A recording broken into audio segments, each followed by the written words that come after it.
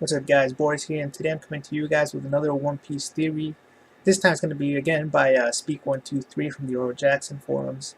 It's a great website with lots of great theories, and I really enjoy reviewing all of them. Like always, I'll leave the link down below so you guys can check out the theory in more detail and read through it and leave your comments down there.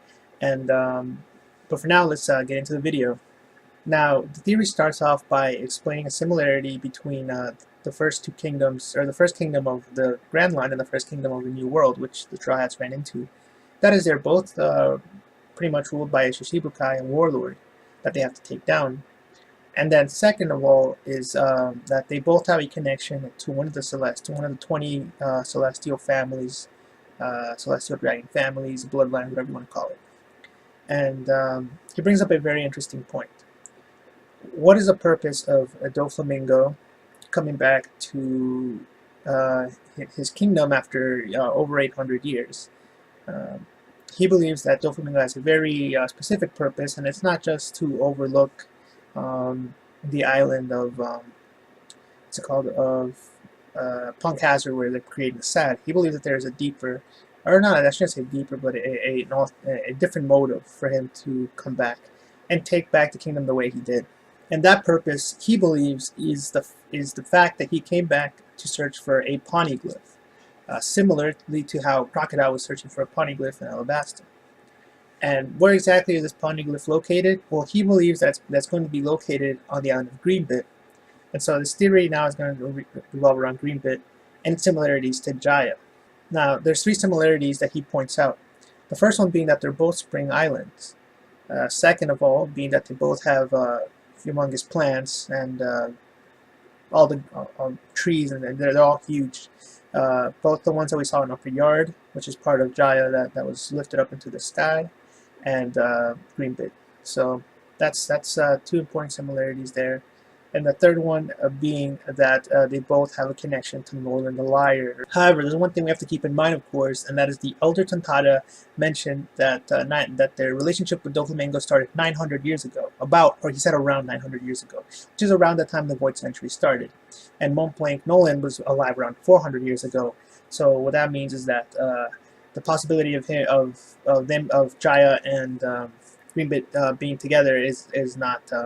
It's not possible. That would make the theory even better and more convenient, but that's not. He points that out. He mentioned that that's not true, and so this this implies that Mont Blanc Nolan actually traveled to the New World. That's just something that we have to keep in mind for at some point, but it's not important for this theory.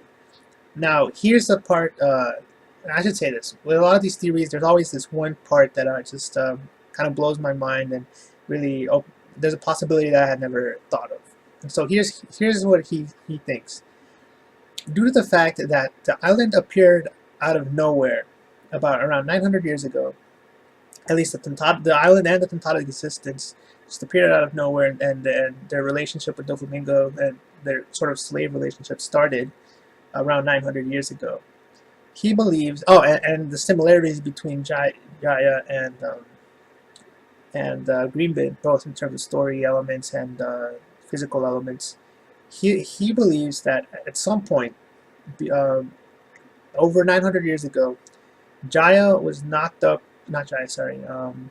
What's it called? Greenbit was knocked up into the sky by the knock-up stream, and it landed on a cloud. The cloud traversed over to or above the New World, and then it just fell from the sky, and that's how it appeared out of nowhere. That's why it's similar to Jaya. That's how that Poneglyph that he believes is on Greenbit showed up to Dressrosa, being that it is an island of a previous celestial dragon family, and that's not a people. There's no reason to believe that a Poneglyph should be there. That's why he believes it's on Greenbit, and that pretty much is it for that first part of the theory.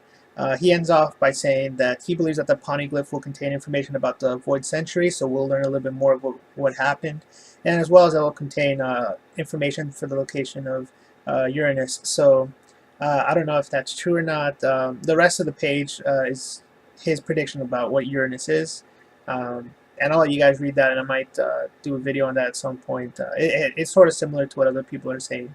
in some sense, also different in some sense, but it's almost a completely different theory. That is going to be it for this theory. In terms of what I think of it, it's really interesting. Like I said, I like theories that give me a new viewpoint on something. I really hadn't thought about green bit falling from the sky due to the knock upstream sending it upwards. A very interesting idea. Would explain a lot of things. However, there are a lot of things that would have to line up properly. I mean, I would say that this is an interesting thing to keep in mind for sure, but I'm not going to go ahead and say I agree with it. But nevertheless, thanks for watching, guys. You guys didn't watch my new update video. I'm going to keep making theory videos. That's what you guys want. I like making them, so I sort of scrapped my other idea and just gone back to just making theory videos. And I'm going to try to stay away from doing like 1 or 2 a month like I used to do, and try to do them regularly. So there's a loud noise outside, so I'm going to sign off. So next time, guys, thanks for watching.